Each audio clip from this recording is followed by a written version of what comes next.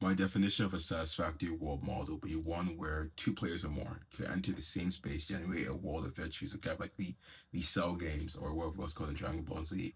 And then based off that, they could apply rules that were never even, it's not rules, spells that were never ever hard coded into the game. Right, so it could be a spell that's a water spell, it could be a black hole spell, and those spells have a deterministic amount of damage. So it's not a situation where I apply water spell one and then I do it again and again, and each time has a different amount of damage, just the same damage each time. And I think the issue that I've been having in trying to apply world models to the idea is that world models are a lot of them, the ones like Genie 3 or Dart is not a world model. But the point is, those are largely probabilistic. So it's like it's not going to be the same each time. So what I was thinking is that you could have a native world model game engine. So the way it would work is that you have your world model as your core that learns the functions of basically like what happens with friction, what happens with gravity, curved, wherever. It learns that, and then you have a symbolic layer above, and then that basically controls more of the rules of the game. So that could be stuff like how health works, how damage works, and then that also then you also have another layer that renders it. So like basically, if I want a shape, if I want a cube, then it'll be like a sine distance function from the world model, and you create it, and that's what the rendering layer does, and then it basically displays that. And I think that'll be a really cool project.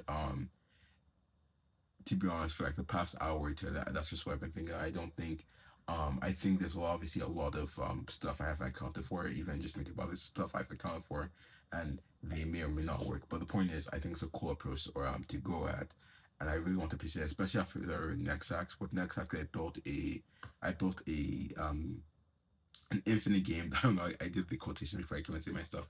I built an infinite game that was meant to mimic a world model. Obviously, it didn't. There's a lot of stuff I kind of skipped, and it was just more of like a magic presentation, magic show than if anything.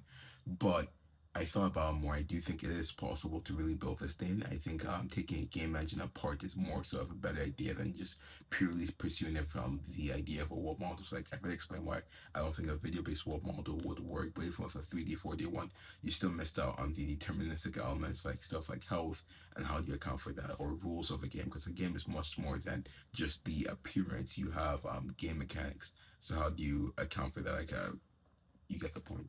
So I think really just combining all of those layers. So you have the world model, you have the symbolic layer, and you have like the rendering layer. You have like those three different layers. How would that work? And I think with CPVR coming up and the World Model Workshop also coming up with that, that's due March 7th. I think I could do something really cool there. I think it'll be really interesting to do like a very like atomic uh element of this project, this idea, and present it as, hey, this could be a very promising research direction that more people should pursue in the terms of the gaming industry. Um, but yeah, I'm excited. I'm excited. I think I'm still going to continue to work on the whole Lego thing. 'Cause I do also think the Lego idea builds into this because you have to be able to well, it's more from the training side, but I want to wrap up the Lego stuff, present it at submit it to the last workshop I'm submitting at, then continue start working on this in maybe a week or so. So that'll be really exciting.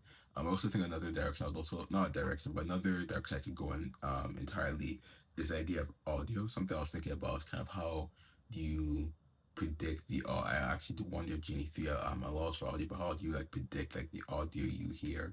Would it be like a really simple thing like if I'm in a building, I can't just hear who if I'm on the first floor of a building, I can't be hearing who's talking at the 99th floor. So I guess it's not like maybe it's like with a video based world model. I wonder if it'll just be like, oh, when they're my when I can see them, then the audio starts to generate. But would there be a way for you to actually like make it in a sense where it's like a 3D sense where it's like, okay, the audio still exists, but the model is able to predict when you should be able to hear certain parts of the audio. So that'd be an interesting project to go on entirely.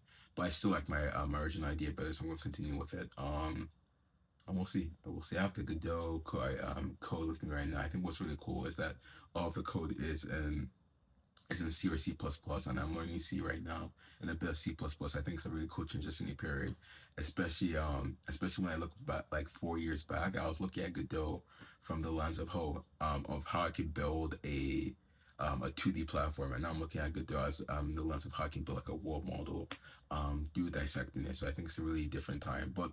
All that being said, I'm really excited. I think there's a lot for me to learn. There's a lot of papers I should look into, and there's a lot of code that I have to get done. But besides that, I have nothing else to say. So have a great day.